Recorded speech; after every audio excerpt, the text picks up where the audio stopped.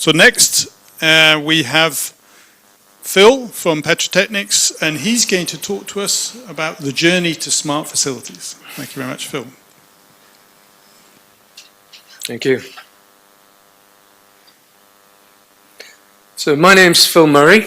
I'm founder and CEO of Petrotechnics, and I'm a recovering petroleum engineer. So hopefully I'll keep away from the petroleum engineering, but I will slip back. So the journey to smart facilities. Where are we going? We've got predictive analytics, Industry 4.0, big data, the industrial Internet of Things, and artificial intelligence. Where do we navigate our way through that journey? Because each one of those will claim that it's the answer to all of our problems. Every 6 months, we do a survey of senior operational executives and operational managers about where they are in terms of their journey in improving operational excellence. And we asked them what part digitalization would play in improving their operational excellence. 83% of them said they were looking for a single shared view of operational reality. 81% wanted a real-time visibility of asset risk, and 79% felt that field mobility to improve frontline productivity. What's interesting about a single shared view of operational reality, we were part of a team that was asked to come in and stabilize operations following the Texas City disaster in the States. And we were talking with a senior executive at that time, and he said, "But I don't understand. All my KPIs were fine."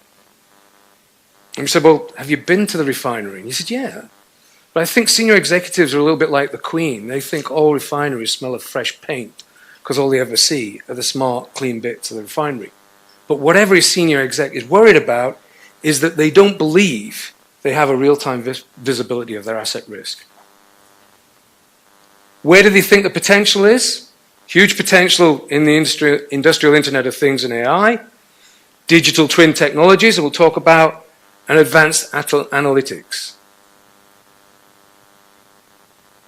But what's the problem? Over half of them recognize very real challenging in embracing digitalization, including steep learning curves. Too much data, interestingly. We look back at that previous presentation, we're not really in big data. But do we have meaningful data? And what is it that we do about the data? And we'll talk a little bit more about that. And the potential for disengaged workforce. I got into a lot of trouble earlier when I mentioned part of the workshop yesterday was, well, if we just got rid of them, there wouldn't be any problems. That isn't part of the vision. In fact, enabling your workforce to more closely with digital technology is key to the solution.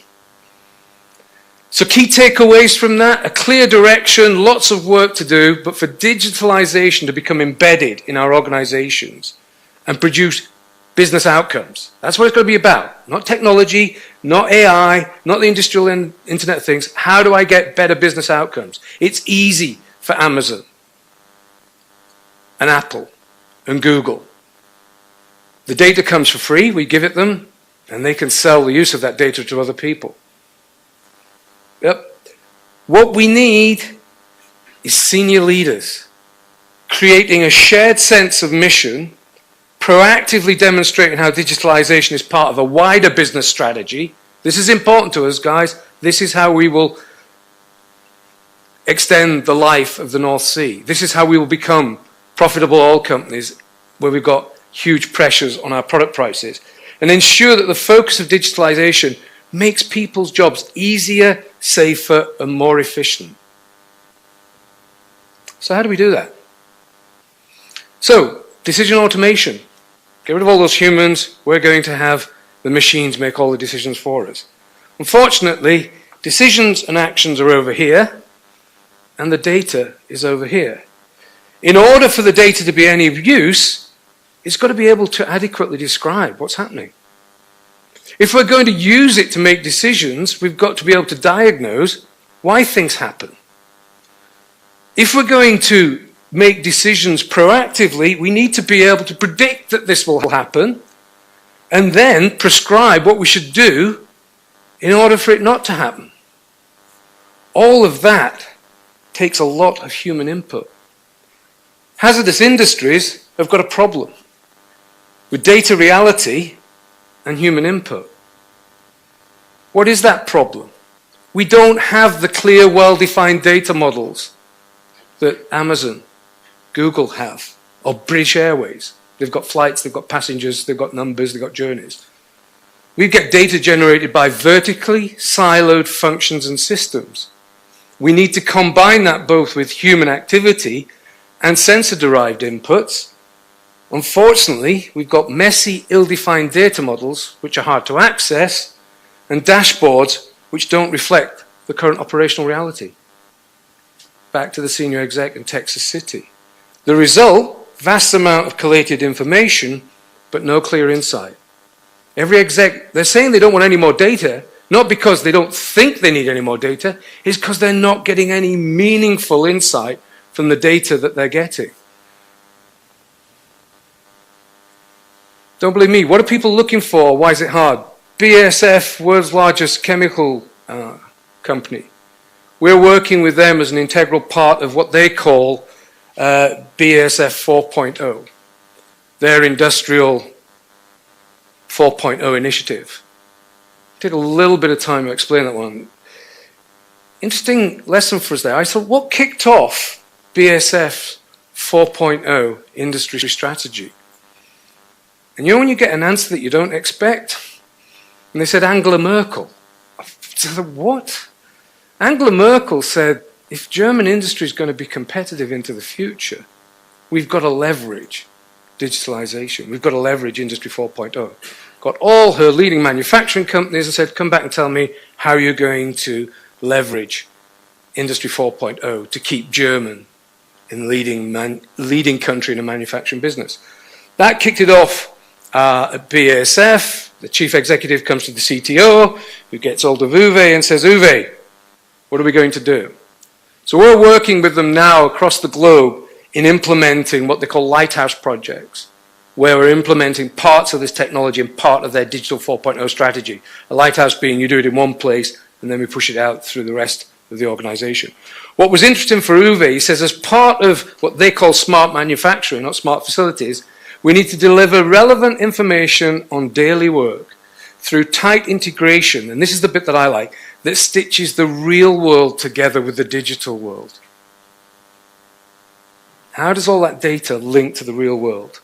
One of our challenges, Eric Schaefer at Accenture, data in itself has little value. It's how you clean, enrich, combine the data with other sources of data. It's the algorithm, the intelligence that you put around it that gives you the insight. So it's a long journey from data. You've got to enrich, combine, and put some intelligence around it. And that's the key, along with lots of other things, that provides the insight to increase your operational efficiency.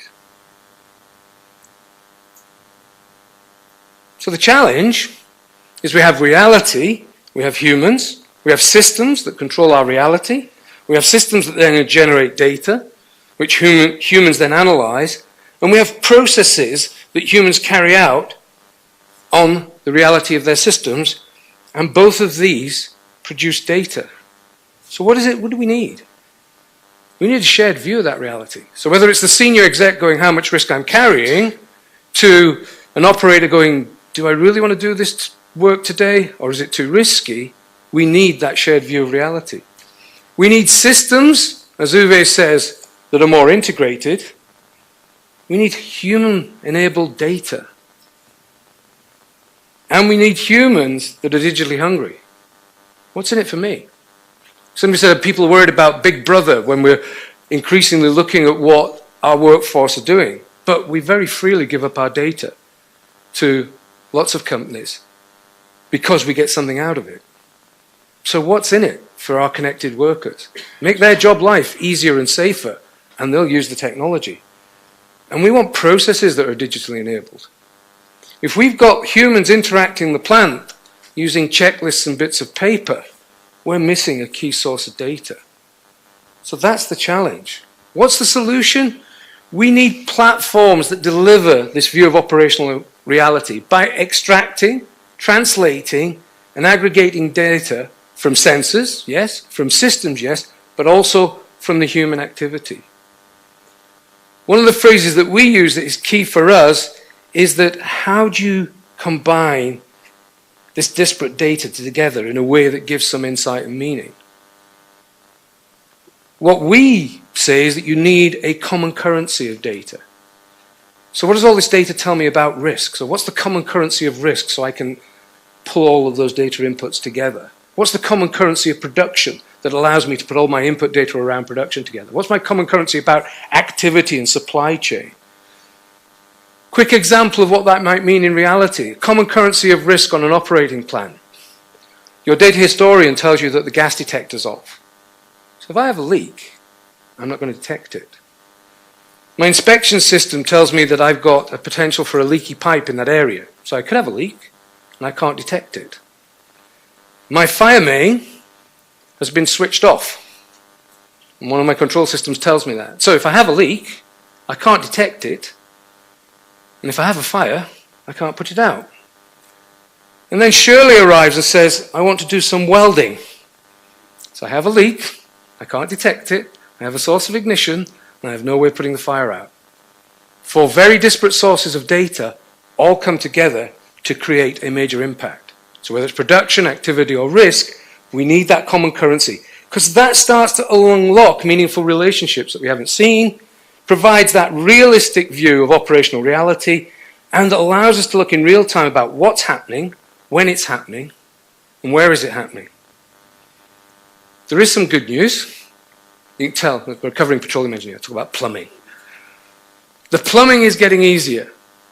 We can free the data, and with web service APIs now, legacy systems and increasingly providers of data systems are providing easier ways of getting at the data. We still need that common currency to pull it together, but the plumbing is making it easier. So Steve asked me when I did this, he says, okay, you're talking about the journey and the issues, but what are the destinations? What's the future? You heard about digital twins. The ability to create a virtual world, what Uwe wants, that's connected directly and can simulate my real world. The ultimate destination, automated decisions. But don't forget, we're all on this journey. And in the North Sea in particular, your new facilities can maybe start with that as a destination. Your facilities that are already 20 years beyond their design life still need to be on the journey. We still need to take these steps. We still need to be able to analyze our data in a better way that reduces the human input to help them make better decisions and better actions, to help humans diagnose the problem better. So we are on a journey to a destination where you can have automated decisions, but everybody, it's like all journeys, particularly me and doing circuit training. The difficult bit is the first step. We've got to take that first step. Everybody's got to take that first step on that journey to start using data in a more meaningful way and start making that journey so that we can have decisions supported by technology and decision automation. So that's my story of how I think the journey to smart facilities will go. I'd like to thank you for your attention. Thank you.